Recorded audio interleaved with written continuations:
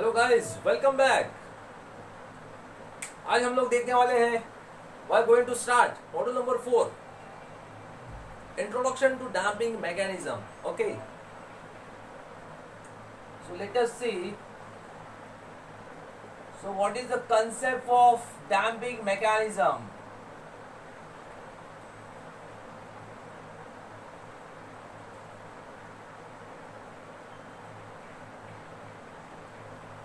Okay, so first of all we will see what do you understand by damp free vibration. We have already discussed. Okay, क्या होता है ये? So what is the role of damper in vibration system? So damper or damping mechanism or damping system, it is plays an important role in vibration system. अब हम लोगों ने जो model number 3 देखा था अनडैम्प फ्री वाइब्रेशंस, उसके अंदर क्या था? डैम्पर का कोई रोल नहीं था। ठीक है, अब मान लो ये जो स्प्रिंग है आपकी, यहाँ पे एक मास अटैच था। ठीक है, ये एक एंड पे फिक्स एंड था, तो स्प्रिंग जिसका स्टिफनेस के है। अब ये जो अरेंजमेंट है, ये जो मैथमेटिकल मॉडल है वर्टिकल पोजीशन में स्प्रिंग और मास सिस्टम। ठीक है, अब इसको हम लोग क्या कर रहे थे, यहाँ पे इसको डिस्प्लेस कर रहे थे डाउनवर्ड डायरेक्शन में। ठीक है, अब इसके अंदर जो वाइब्रेशन हो रहा है, जो ऑसिलेशन हो रहा है, ऊपर से लेके नीचे से या नीचे से लेके ऊपर से। ठीक है, अब ये वाइब्रेशन को, ये ऑसिलेशन को कम करने के लिए you need to provide one mechanism you may call damping mechanism और डैम्पर। ठीक है, मान लो यहाँ पे एक स्प्रिंग है, इधर एक मास है। अब इसके अंदर जो वाइब्रेशन को कम करने के लिए हम लोगों ने एक मैकेनिज्म लगा दिया जिसका नाम है डैम्पर, जिसका कोएफिशिएंट होता है C। ठीक है, सो गाइस, अगर हम लोग इसको अगर ग्राफ के थ्रू अगर समझते हैं तो कैसा बनेगा फिर वो? देखिए, displacement versus time diagram. Okay, क्या हो जाएगा फिर वो? ये जो डिस्प्लेसमेंट है, इस तरह से उसका एम्पलीट्यूड ऑफ वाइब्रेशन कम हो रहा है। समझ रहे आप? तो यहाँ पे ये पीक पॉइंट है मैक्सिमम, तो यहाँ से आपका इतना मीन पोजीशंस पे, ये जो मीन पोजीशंस है या इक्विलिब्रियम पोजीशन लाइन है। ठीक है, तो इसका यहाँ पे एम्पलीट्यूड कितना होगा? Maximum x1। यहाँ पे कितना कम हो रहा है? रिड्यूस होते जा रहा है। तो x2 मान लो, ये कितना है? x3, और फाइनली यहां से आपको मिलेगा x4 एंड देन xn। ठीक है, तो इस तरह से उसका एम्पलीट्यूड ऑफ वाइब्रेशन कम हो रहा है। मतलब ये क्या हो रहा है? डैम्पिंग लगाने से उसका जो वाइब्रेशन जो है, एम्पलीट्यूड जो है, वो कम हो रहा है। सो दैट्स व्हाई इसको बोलते हैं हम लोग damp free vibration. So we call damp free vibration. So basically it is the resistance, external resistance you need to provide to the system so that the vibration it can be minimized, the vibration it can be easily controlled. The concept of damping mechanism. Are you getting the point? So basically damp free vibrations, it depends upon the two important parameters. First one, damp free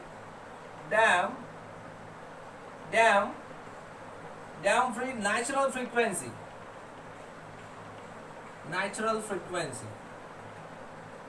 and second one, rate of decay of amplitude.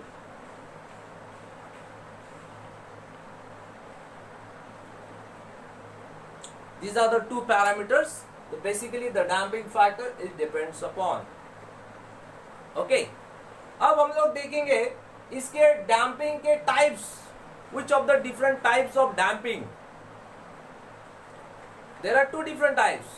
Viscous damping, types of damping.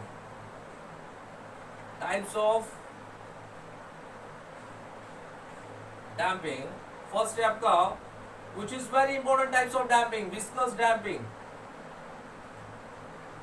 और second है आता coulomb damping. Coulomb types of damping.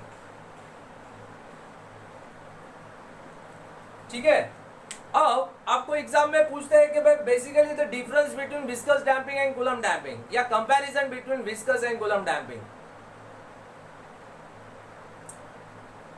So let us discuss the basic concept of viscous damping and Coulomb damping. Okay, so first we will discuss viscous damping. Viscous, जिसकी viscosity property हो। तो basically viscous damping क्या है? It is one of the most common use types of damping mechanism, जहां पे amplitude of vibration that can be reduced. Such a damping mechanism is called viscous damping.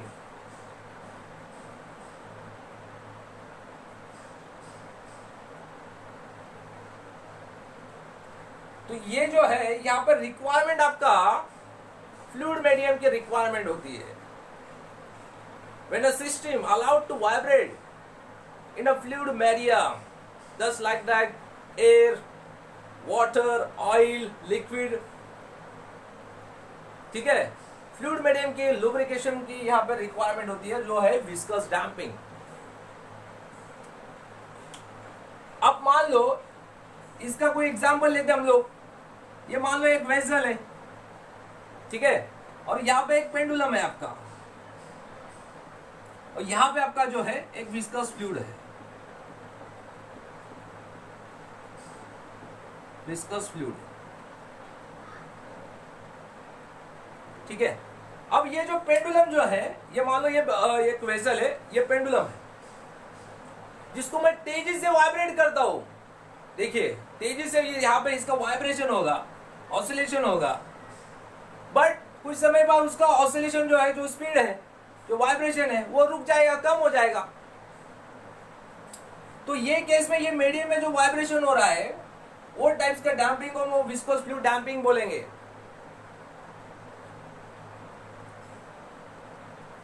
Okay, तो एक case जो है वो piston cylinder arrangement में होगा, ठीक है, viscous damping. Also you may give the some practical example in your daily life, जैसे कि सस्पेंशन सिस्टम और शॉक एब्जॉर्बर जो है, वहां पे भी वो जो केस है विस्कस डैम्पिंग का ही एग्जांपल है। अब मान लो another example,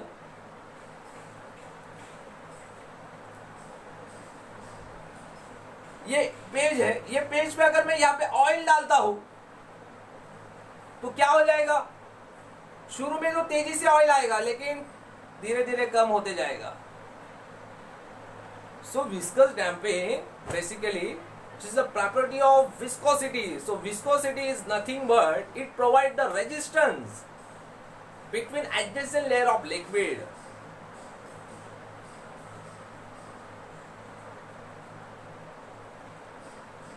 Okay, so this is a case of viscous damping.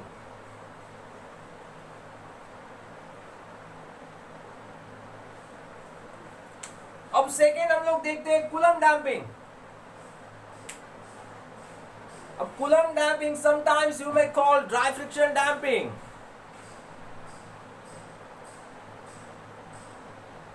So these types of damping which occurs due to friction between two rubbing surfaces which are always dry or unlubricated, जिसके अंदर कोई fluid medium के requirement नहीं है, जो बिल्कुल dry है, अनलुब्रिकेटेड है, ऐसा टाइप्स ऑफ डैम्पिंग जहां होगा वो केस होगा आपका कूलम डैम्पिंग और ड्राई फ्रिक्शन डैम्पिंग।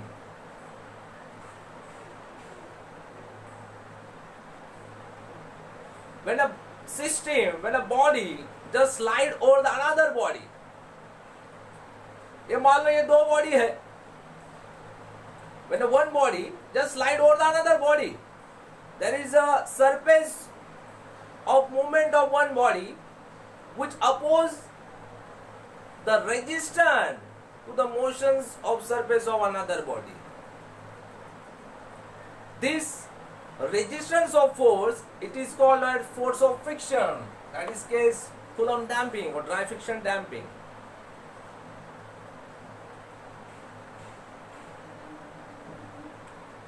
अब मान लो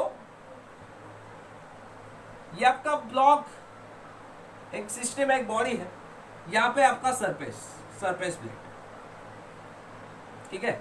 अब इसका सेल्फ वेट कितना है, मान लो mg है, और इसके अपोजिट डायरेक्शन में जो रिएक्शन होगा वो नॉर्मल रिएक्शन। अब ये जो बॉडी है, ये जो सिस्टम है, इसको हम लोग इस तरह से एक डिस्प्लेस कर रहे हैं, एक वेलोसिटी दे रहे हैं जो कितना है x डॉट। तो इसके अपोजिट डायरेक्शन में जो फोर्स लगेगा वो होता है frictional force. Are you getting the point? So that frictional force is directly proportional to the normal reactions. So therefore frictional force is equal to mu Rn. So what is mu? It's the coefficient of friction between these two bodies.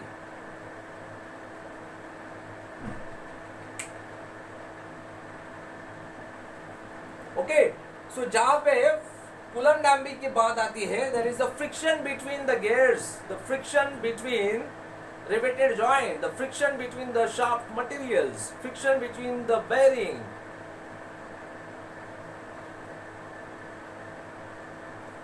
समझ रहे? और another example you can take, आपके जो एक bike है या car है, ठीक है, अब जहाँ पे वाटर लॉगिंग है वहां से निकालते हैं, so basically the car of your wheel body, there is a friction between your vehicle of car body and the road surface. But what will happen there? The water itself provide the resistance, so that's why your vehicle that will be stopped, that not moving to forward. Okay, so this is a case of dry friction damping or Coulomb damping. So viscous damping case, damping force is directly proportional to the velocity of that viscous fluid. So therefore damping force is equals to Cx dot, where C is a viscous damping coefficient or damping constant or damping coefficients. So therefore C is equals to force upon x dot, force Newton, velocity metre पर second, therefore C का unit आएगा आपका newton second पर metre.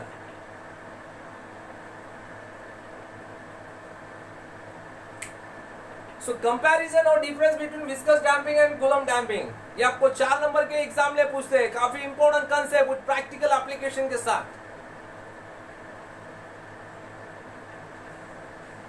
I hope that you all be understood.